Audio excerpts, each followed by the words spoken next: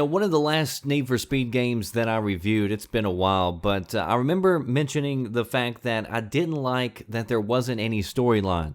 And some people were like, oh, why do you need a storyline when it's just a racing game? But honestly, in games like this, I like to know why I'm racing. Just give me a reason. I don't care how dumb it is. And so in this game, I did get my wish, and in the reboot, they have got a story. Now, the story isn't going to win any awards, and it's not going to be a game people pick up because of the cutscenes. But nonetheless, at least you've got some reason for being out there on the street. So this Need for Speed is an open world racer. It takes place at night, so don't expect the sun to rise because it's not. I guess they figured that the city would be just a little bit too busy during the day, so it's going to be hard to race through traffic jams during rush hour.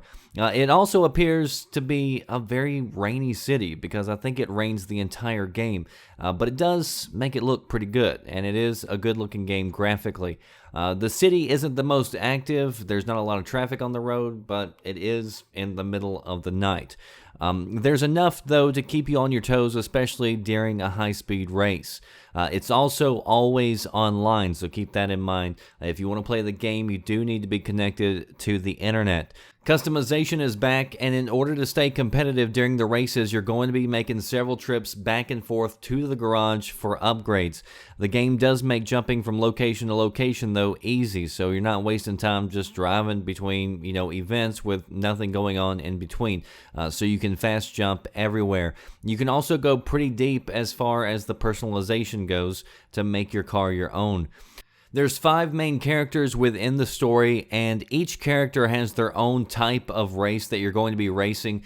Once you get started, shortly after everything is kind of laid out there for you, you're going to be able to go through at basically your own pace and choose what order you want to go in.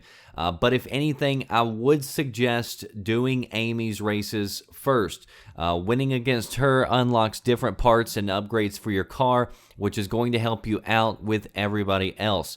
Green is where you're going to do mainly sprint and circuit races. It's your normal racing that you've seen in pretty much any racing game. Red is the outlaw. That's where the events are that involve the cops. And I did put up a video a short time ago that shows you where to find the cops easy, so you can check that out. I'll leave a link below. Yellow is drifting. Also just posted up a video on how to easily customize your car to drift, so you can keep that in mind.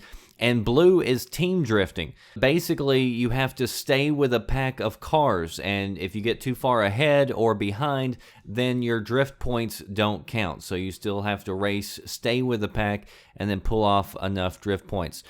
Playing all of the main missions is going to net you around 15 to 18 hours of game time going through at a pretty normal pace. And that's about the time that it took me and also one of my friends who was also playing. It's also about the average that you'll find on the site How Long to Beat, where people just kind of post up the time that it took them to go ahead and beat the game. Now, that's just the main mission. There are some side things that you can do within the world, but 15 to 18 hours is what you're looking at for the main. Now, the devs have stated that they've got a large amount of DLC in the works and that it's going to be free. They've got one of the first patches coming up before the end of November, they say. So we're going to watch them, see if they can deliver on that. I would definitely like to see a few more missions added, more tracks, and a little bit more work to the cops. I mean, Need for Speed is a game where that's one of the things that I've always loved about the series is the ones that they included the cops in. There were some that, weren't even there. But the cops on this game seemed a little bit easy to get past. So I would like them to be a little bit more of a threat. If anything else, I would suggest checking this out on EA Access. That's where I played a large chunk of the game.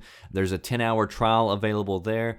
And I actually did use up my full 10 hours of that trial. And then EA later came and asked me if I wanted a review copy of the game. So I said sure, so that I could share it with you. So that does it for me, The Red Dragon. I'll see you next time. Thanks for watching.